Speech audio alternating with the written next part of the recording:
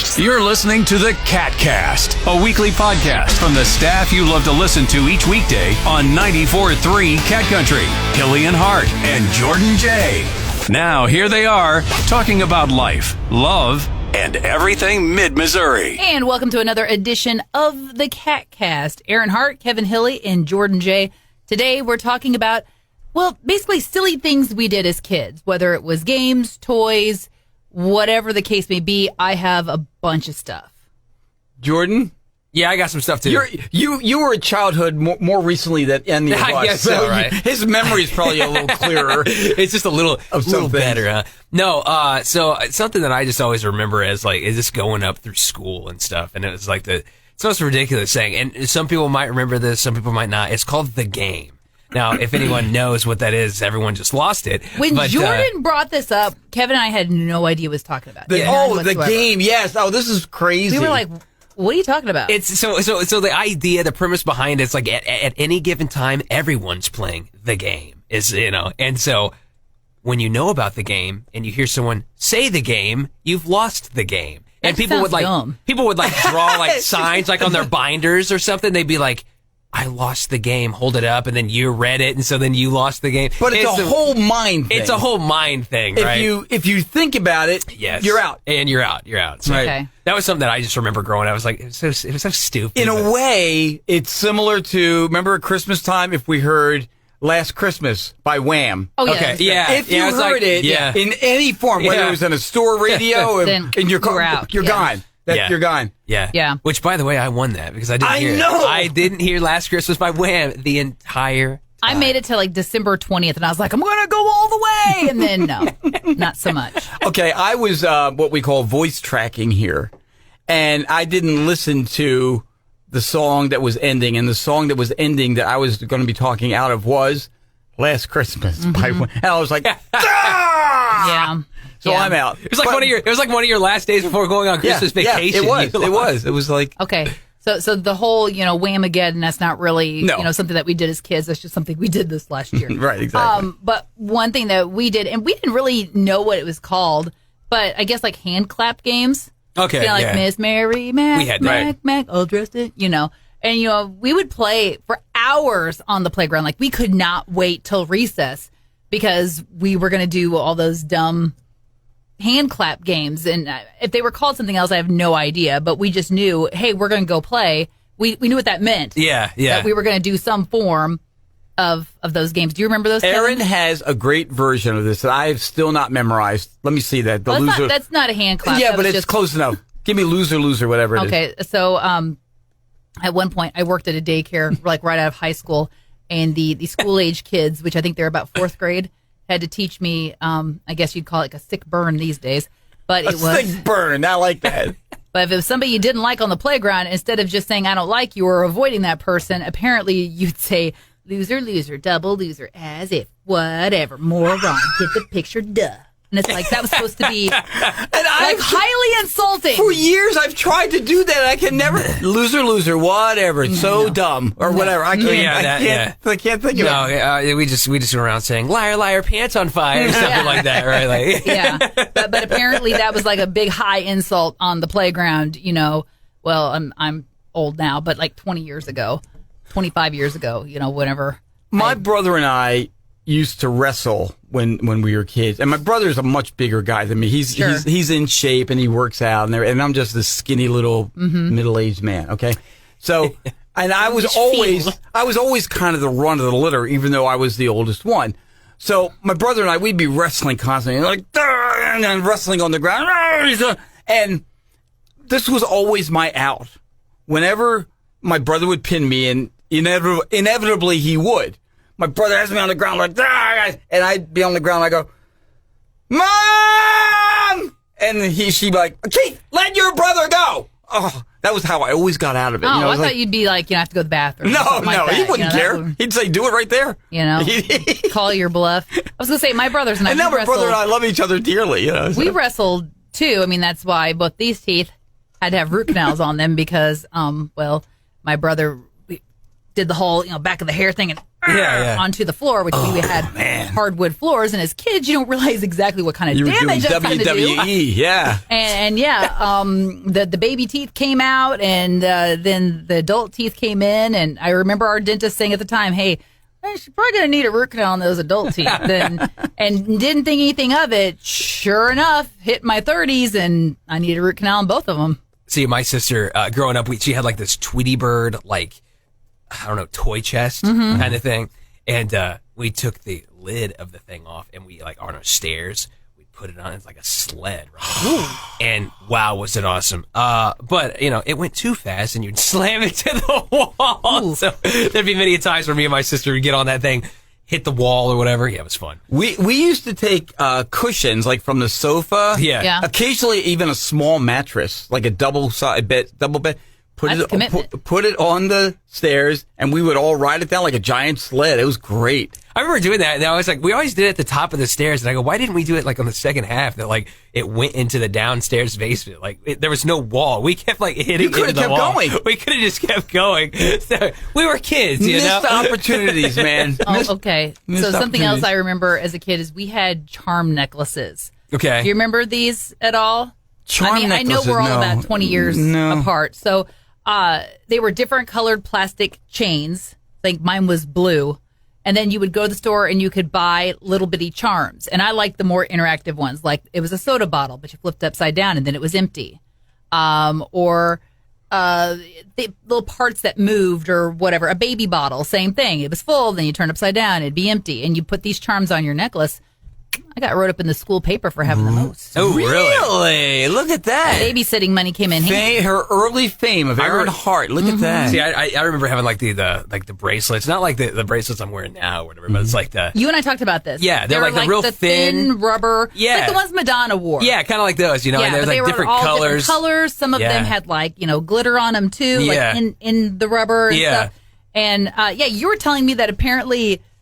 Y'all had some kind of game going where if they broke it meant certain things. Yeah, I guess so. Like, we just liked bracelets. Yeah, we didn't have a game. There's, I don't know where it came from, but like, everyone like associated the different colored bands with something different. Really? So, like, like it was a message of some kind? Like it was a message of some sort. So like, like it's like, oh, like it could be something kind of scandalous. You're like, Logan broke the green one.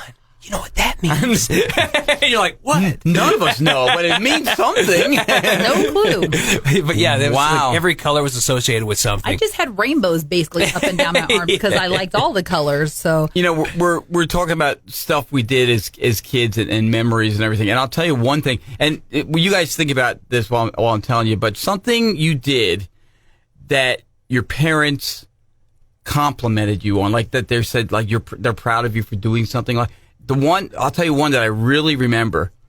I was really into space, like, the Apollo astronauts and everything. The first frontier. And I built these rockets in, like model rockets. Okay. From, the biggest one was like probably about this tall, maybe a little taller. And then the next one, they were all Saturn V rockets. And it was like 5 or 6 of them all built. I spent like a lot of time on gluing them and I had them all on display in my room.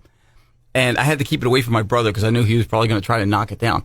But my father,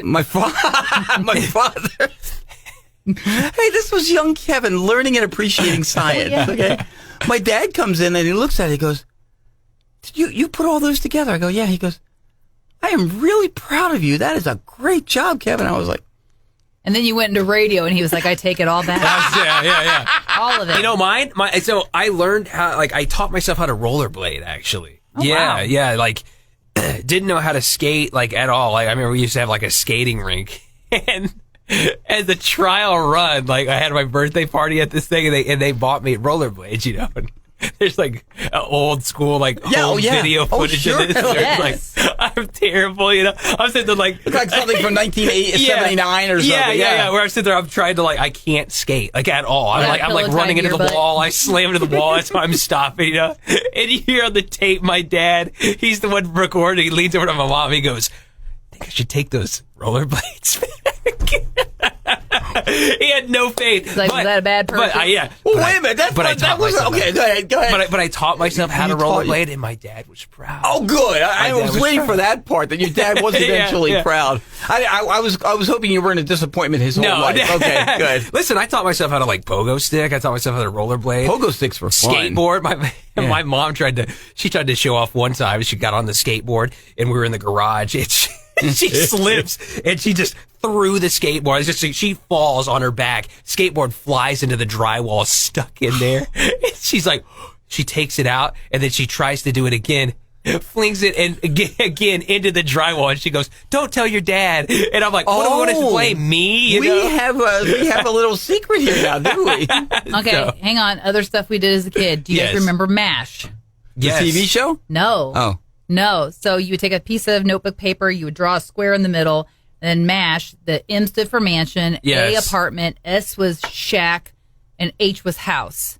And then over here, maybe you'd have people you had crushes on or whatever. And over here, what kind of car you wanted to drive. Down here, maybe what you wanted to be when you grew up and stuff. Right. And then you would either kind of draw a spiral in the middle or little dashes until somebody told you to stop. Yeah. Then you'd count them and you'd go around and you'd just kind of knock things out one by one until you're left with one thing in each category. And that was your fortune, your future. I remember doing that. You never did MASH? No, I've never heard of that in my life. I remember doing that. No. And then there was the other one. I don't know what it was called. I guess fortune teller or whatever, where you folded the piece of paper. I never knew how to fold the piece of paper, but I had friends that were really good. Is that the thing that and then you could flip things up. Yeah, It was folds up. Yeah. Pick a color. Brown. Yeah. I know about those. Yeah. And then Yeah. a number 6, 2, 3, 4, 5. We 6. had that too. We did a whole bunch of stuff like that. Do you remember first time learning to ride a bike? Yes. Okay. Again, I'm the oldest in my family. My brother and sister were all 13 months apart. I wasn't riding a bike, and I don't know, probably 8 or 9 years old. I wasn't riding a bike yet. My brother was already. My sister was already. And it wasn't like I had tried and fallen off a bike. So it wasn't oh, no, I don't want to do that. I was just afraid to get on one. It just, I'm not going to be able to do that, right? So I didn't. So my sister is riding around our neighborhood one day, and she stops and I go, "Hey, all right, let me try your bike." Or I don't remember. She might have said, "Hey, do you want to try it?" And I said, "Okay, let me try your bike." And I got on it. And I rode perfectly, never fell. And I just kept riding around to the point where I wasn't giving my sister's bike back. And she's like, running up, "Give me my bike back!" So my dad, he was a sheet metal worker. And so he was out of town a lot. And I will never forget, he had to have seen, I guess, a garage sale or something in one of the towns he was working in, and he brought back 2 bikes. One, I loved them both, but the first one, it was smaller because I was pretty little at the time, and it was purple and white, and that was my school colors. No, that's So I was Even more that's special. meant to be, Get it, yeah. And then I had a big growth spurt that summer, and my legs were too long for it. So my dad was like, "Well, I'm glad I got both of them then." So that one was the same style, but the frame was rainbow. I wish I still had this bike. The frame was rainbow, had the banana seat. On the seat was a cowboy riding a horse on a rainbow. Oh, my gosh. And the handlebars were clear rubber, but they had the glitter inside too. Yeah. I loved that bike. I have no idea what happened to it. I wish I still had it. And it had pink tires.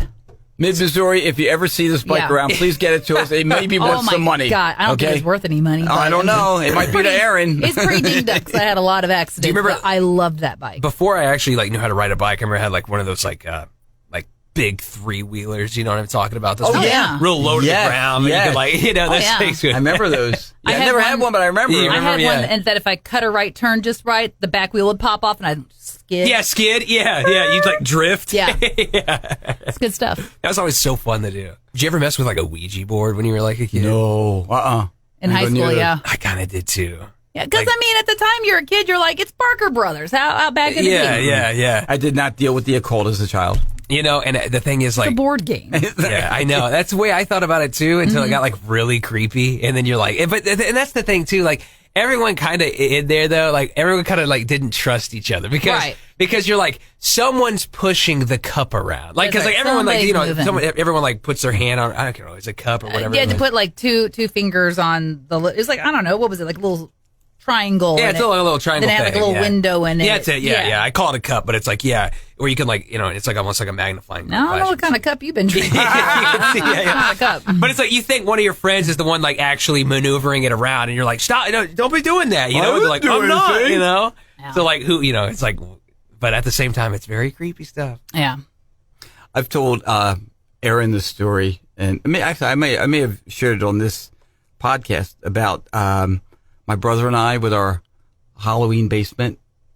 I don't know. Whenever we used to have Scam in the neighbor on Halloween, out of money. We used to turn our basement into like a haunted house, like a scary. Seriously? And you go in and all the lights are dark. It's dark, and we charge kids like $0.25 to come in, and like we had a bowl of spaghetti. It was like, feel the brains, because it's dark. You can't see anything. And my brother would be like in this little cave thing we had, and all of a sudden he would jump out at him, and I go, and it was like, so it was a haunted house. And hey, it was $0.25. That's awesome. Well, that's a bargain. I'm telling you. Little signs written in crayon. Yeah, you're exactly. Like, haunted house. Yeah, 25 cents. Hey, we had kids from the neighborhood, man. Let me tell you, word was out. The Hilly house is lit. Yeah, it's lit, as the kids say They now. weren't saying lit back then. Good grief! Look at you, scamming the neighborhood. They get you couldn't haunted even house. like have a nice, respectable lemonade stand. You had to hustle them out of $0.25. I hated Halloween when I was a kid. Terrified me. Yeah? So much. Really? Well, just because everyone like wore those creepy costumes and they really used to go like super crazy back in the day. Like now I feel like it's light compared to what it used to be. I mean they had everything going on, and you're like, walking around looking up at mom and dad. Like, it's all right. It's just pretend. And you're like, but are you sure there's blood dripping off the knife? I don't know. Well, we lived at the end of a gravel road, and every year I was convinced that we were going to get a bunch of trick-or-treaters. So I would convince mom, let's buy a lot of candy. We got to be ready. Trick-or-treaters are going to come. And no, nobody's coming. No one's going to come and visit our house. I mean, we were on a farm, end of the gravel drive. There's no way kids are going to come. Yeah. So every year I was all excited to hand out candy, and nobody ever came. Very sad. It is very sad. But in our defense, you had to go through 2 gates to. Yeah, who's going to go to all that work? I know. I'd be thinking, there's nothing back here. Yeah. But no, there was a time that we went with like our neighbors. There would be an axe murderer back here, but that's about and then you go a mile this way, turn left. You're like, okay, this is getting a little too creepy. You'd go to like the ritzy part of town, and back in the day when I was a kid, it was Shell Ridge here in Jefferson City, and like you always hear rumors, they give away the full size candy bars and stuff, Yes. So we went trick or treating. It was nothing like that, but they did have like the far superior chocolate little fun size candy bars. See, there was a street like that when we were growing up the same way. You'd be like, my gosh. They're giving the full-size candy bars out. Like, this little fun rinky-dink ones. You're like, I got a whole Butterfinger, You're like, yes. Did you ever deal with bullies as a kid? No. I was always a tall... You weren't threatened by anybody. I wasn't the bully. No, but you weren't threatened by anybody. Aaron's like, give me your lunch money. No, I was tall, and I was a big kid. I was always a big kid, so no. We lived for a couple of years in Connecticut, and there was a kid on the bus named Ronnie Sissia, and he was basically he would take $0.25 from me every day, and it was like, if you don't give me $0.25, I'm going to beat you up. So that's your toll. Did you ever take the beating instead?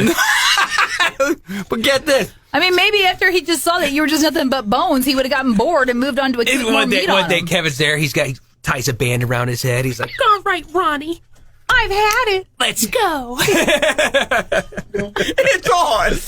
So, no, but every day I'd be giving him $0.25, right? So he wouldn't beat me up. All right, so one day. Well, hang on. How much money did Ronnie walk away with? I don't know. Are we talking like it was $5? It was a significant amount. Are we talking like $46.25? No, it was a significant amount of money, but I don't remember exactly. But anyway, one day I'm at the door. I answer my door, and there's Ronnie with his mother right next to him. She's holding him like this. She's going, give it back. He gives me back all the money that he had collected from me. That's a parent right there. She was setting that kid right. Did you count it in front of them? Hang on, let me make sure it's all here, Ronnie. 25, 50, 75, $1. 25, 50, 75, $2. Is it even like that? Mrs. Cynthia, excuse me, we're missing all of February here. You know? No, I gotta say, I don't think I don't recall being bullied too much like when I was a kid. That really. And I remember being teased. I'm sure, yeah, but being tall. Yeah, I remember but maybe being teased, but I don't like an actual bully. I don't think I actually had like that one kid that picked on me. I was a skinny little kid who wore glasses. Okay, so I was a target for a lot of kids, and my brother was kind of my protector. Okay, so it's snowing again on the same street in Connecticut. It's snowing, and there's a bunch of kids at the end of the street. And they're saying, "Hey, come on over and play with us." And I go to my brother Keith. I go, "Hey, they want me to come play." He goes, "No, don't do that. They're gonna throw snowballs at you." "No, they're not. They want to play." "No, don't go over there." Sure enough, I go over there. They throw a snowball at me. They knock my glasses off. Oh no! And my brother has to come over and pull me out of there. I would have played with you, little buddy. God, I remember one time, it's completely unrelated. My dad and I were outside having a snowball fight. What he thinks is just a big mound of snow. It's a block of ice. And he comes over to me, he's like, ho, ho, ho, and then cracks it on my back, and I collapse on the ground. And he's like, buddy. As a parent, that would be terrified. He felt so bad. Oh, my God. But no, I remember, too, I don't know why this jogged my memory, but did you ever, so tag and all that stuff, but we used to play this game, but it was at nighttime. It's called Alcatraz. You know what that is? Alcatraz, no. That's what we called it. We called it Alcatraz. No, we played tag a lot. So what it was it only happened at nighttime. Okay. So you had to you could hide in the shadows and stuff. It was almost a mixture of hide and seek and tag, to where there's one person that's it, and you have to try to go around and find people that are hiding, and when you find them, they have to get up and run away, because if you get tagged, then you become it too. Do you have to yell Alcatraz, or where's Alcatraz coming? Yeah, where's the Alcatraz? I think so. I think that might be walk around screaming Alcatraz, Alcatraz, and hoping that your it's like a budget version of Marco Polo. Kind of. It's so if they've Alcatraz. No, you say Alcatraz. No, you're doing it wrong. But if they can't find you, you speak up, kind of I think you say Alcatraz, and then they're like, oh, whoever's that from, But it goes to where it's down to the last person, and everyone's trying to look for him. And then, the last person doesn't say anything. They're just trying to, we find clever spots. There'd be a trampoline in the backyard that's casted a shadow just perfectly. And, and we would plan for, we'd wear all black. We prone in the grass. You couldn't see us. Jordan's they've been looking for me since 2001. Right. Haven't found me Champion! I'm the outcast. They still haven't found me. Well, we're talking about things that you remember as a kid, crazy stuff that happened, or that, just funny memories that you did. If you want to share with us, we'd love to get your story too, Absolutely. You can always email us, catcountry@mailzimmer.com. There it is. Or you can hit us up on the Facebook page or any of that. All right. But we appreciate you being along here for this latest edition of the KATcast. You've been listening to the KATcast, your weekly dose of fun from the staff you know and love on 94.3 Cat Country. Click subscribe and never miss an episode. Share it on social media and tell your friends with 94.3 Cat Country.